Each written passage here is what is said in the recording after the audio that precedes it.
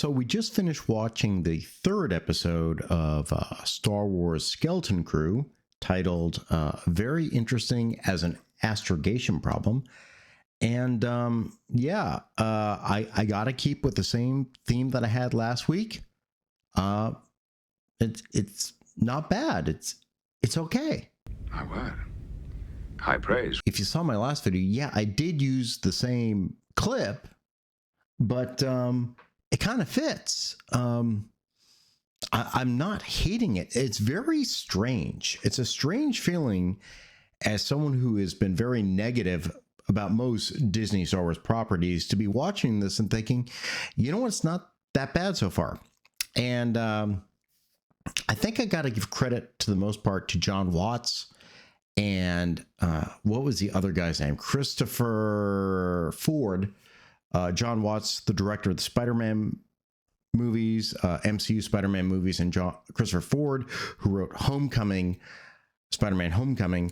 They appear to be just really focusing more on telling a story as opposed to telling a narrative or promoting an agenda like we've seen in some other Star Wars and other Disney properties.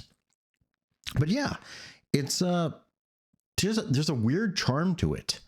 Maybe it's the nostalgia 80s vibe that I get off it. But really, it kind of feels kind of more Star Wars than some of the stuff I've seen. It's weird saying that. And just so you know, I'm not saying it's a fantastic. I'm not saying, oh my God, this Star Wars is back. I'm not saying it. I'm saying it's fine. I'm saying it's not offensive to old Star Wars fans, in my opinion. And it's fine to watch as a lark. This episode, we find out basically, we find out who Jude Law actually is. Now we were told he's playing a character named, I got to check it because I can't remember this to save my life. Jeez. Where does it say? I gotta, there we go. Jad Nawud. This really has a very Lucas feeling to naming a character. Jad Nawud. Like Qui-Gon Jinn, that sort of thing. Jude Law.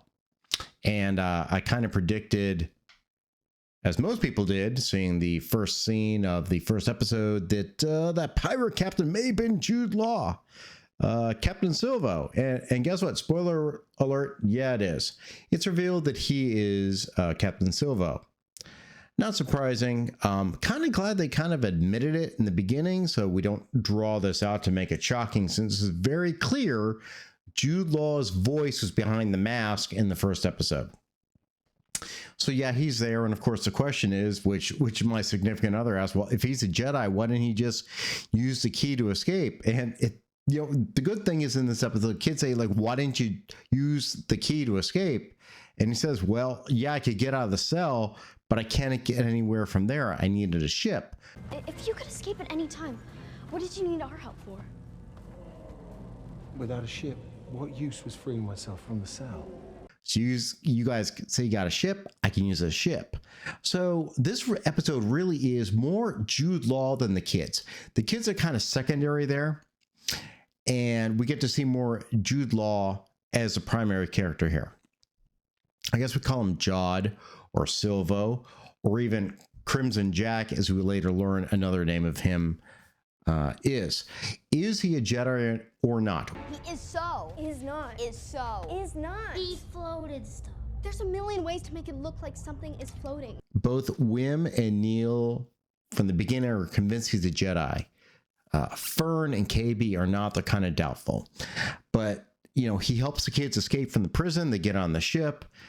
The kids guilt him into going back to saving SM-33, aka Smee. A very clear Pirates reference there. And then they escape from the pirate stronghold and go to a moon where he knows someone who is an expert at maps. Because you see, we also learn along the way that at Adin, the planet that the kids are from, as we heard before, is a lost planet. It's sort of a myth, a legend, which maybe holds vast wealth, which probably interests Captain Silvo, aka Jod, aka Crimson Jack, aka Jude Law. Maybe we just call him Jude Law, because he's a pirate who apparently has force powers. They go to the moon and they meet up with someone named Kim. I kind of get like a vibe off her of oh bloody hell, what was her name? Maz Kanata. Yeah, so she kind of has this Maz Kanata vibe, and she looks basically, she's like a flying owl creature, and she's apparently good with maps. So we found out from her that At Aden is one of the lost planets from the Old Republic. I say Old Republic being prior to the Galactic Empire. This goes back probably before, maybe around High Republic time. Apparently, there were several planets which were like hidden away for whatever reason. And this was the one that apparently survived, but it was all legend. All the others were known to be destroyed, I think, and this one survived. We also learned that the planet has no knowledge of the Galactic Empire, the Clone Wars, or anything like that. They don't know anything about it. So it really promotes the idea that they were separated from the Republic prior to anything, because they didn't know Alderaan was destroyed. They knew what Alderaan was, they knew what Coruscant was, but they didn't know Alderaan was destroyed, and they certainly indicated they knew nothing about, you know, the Galactic War against, you know, the Empire. Before the dark times, before the Empire. Now, actually, before Jude and the kids went to meet with Kim, he warned them that she might backstab them. He didn't necessarily trust her, but thought she could be useful. And turns out he was correct. She called in the New Republic because some X-Wing fighters show up and attack the ship because they're after Crimson Jack, who apparently is a known criminal in the New Republic. They probably don't know they got kids on board the ship. Otherwise, they wouldn't be engaging in this starfight. But, you know, we get to see some actually sequences which make sense for what the show is. This show is meant to appeal to younger age kids. So you get to see Jude Law, who's knowledgeable, who's got some, you know, street smarts, who's apparently got some Jedi powers, telling the kids what to do. He tells Fern to calculate and get ready to calculate the jump to light speed. He has Neil pilot the ship for a bit, and he has Wim and not Fern. KB is the one who calculates the hyperspace coordinates. Sorry, it's Fern. KB is the one with the Geordi visor. KB does that. Fern and Wim get on the pulse cannons and fire back at the X-Wings.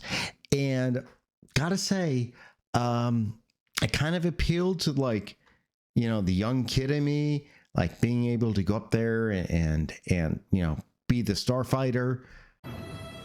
Oh.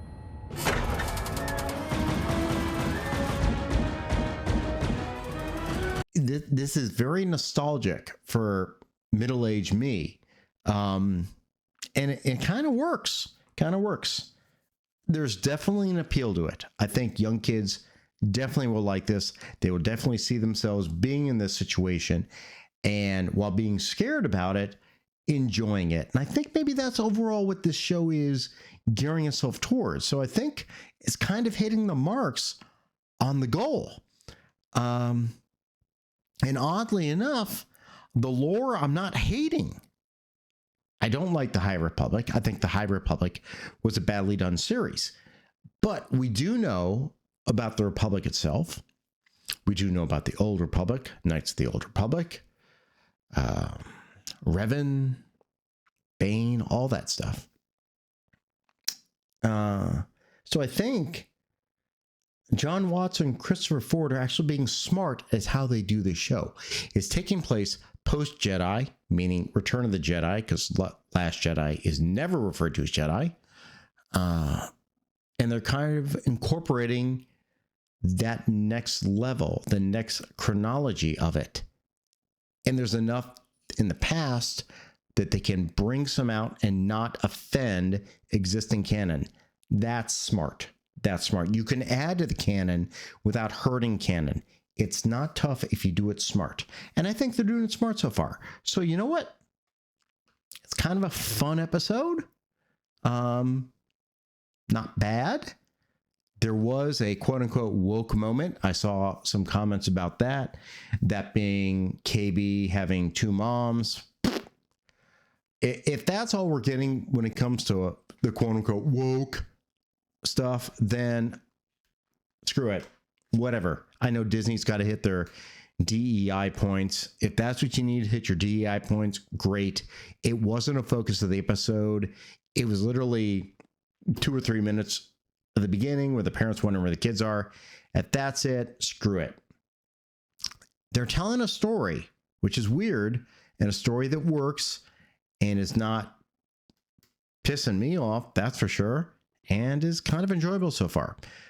So, yeah, I'm still watching. Questions, comments, witticisms down below. Click all those good buttons. See you guys next time.